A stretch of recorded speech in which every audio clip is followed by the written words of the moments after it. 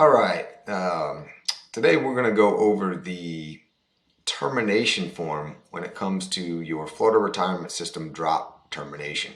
Um, this is one of the two important forms that you have when it comes to exiting the drop program. So with that being said, I'm going to go through and explain to you the purpose and some of the key points on this form so that have a good understanding of what this is. Now, you're going to see on the top left, it's going to say DP-TERM form. So that's how you know this is the termination notification form. It should automatically have your information up here. If there is something missing, please make sure to fill it out.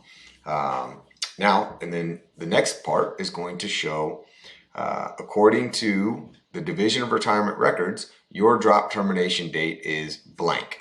And a lot of times this should be pre-filled out because most folks go the whole 60 months in drop. And if you leave beforehand, when you request the termination packet, they're going to ask you what date you plan on separating from service. And that should be pre-filled out when you get it sent to you.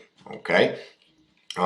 One thing to keep in mind that a lot of folks don't realize is if you work into a month, let's say your drop termination is September 30th, and you decide that you want to leave the 5th of September, okay? But your five-year window is going to end at the end of September.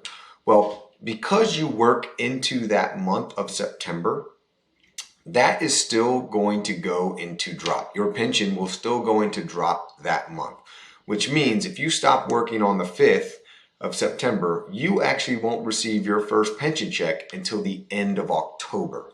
So with that being said, you want to make sure that you've planned accordingly and you have enough income or funds to get you until that first pension check comes in. Okay. So if that's the case, you may want to request your termination form to say August 31st.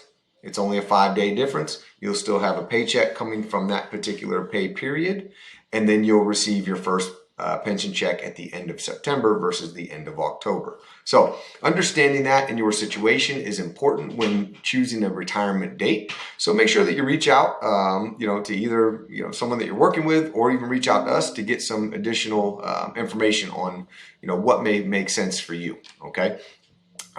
So that should correlate exactly with what your plan is. Now, one big thing is termination requirements. So in order to satisfy your employment termination, you have to terminate employment with all FRS employers. You can't just terminate with one and continue working with another one. You can no longer be employed with an FRS employer. Now, with that being said, your reemployment also has limitations. So you may return to work during the 7th and 12th calendar months following your drop termination date, but your monthly retirement will be suspended for those months that you are employed. So, but if you go to work before then, you could potentially forfeit your drop and your pension if you go back to work. So you really want to make sure that you do your due diligence and check with the FRS Division of Retirement if you're looking at going back to work and say, hey, this is who I'm going to plan on or thinking about getting a job with at this position. Is this an FRS position? Is this going to qualify me or discount or disqualify me for my pension or drop? Okay.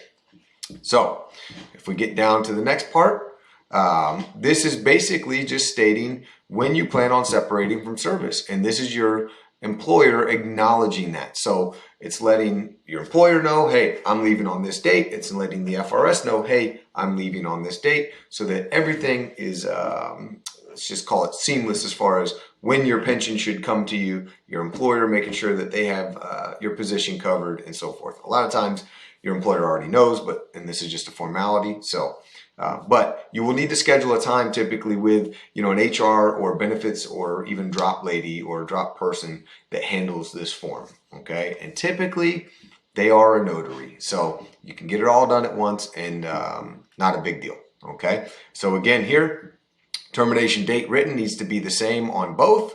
And position, title, phone number, agency name that you work for, agency number, and so forth, all needs to be filled out by your employer and signed off on. All right. But other than that, that's really the nuts and bolts of this. So the two major forms in your termination are going to be your DPTRM form, which is this one, the termination notification, and then your DPPAYT form, which is how you want your funds to be distributed when you exit drop. And there's another video that we put out that you can look at as well, and that will break down that form for you. Please reach out if you have any questions. We're a free service here to help you guys make educated, informed decisions and make sure that you don't miss any benefits that you're entitled to. Okay. If you feel like any of the videos or content that we're putting out is helpful or informative, please don't hesitate to share, like, subscribe, or any of those things, depending on what platform you're looking at. All right.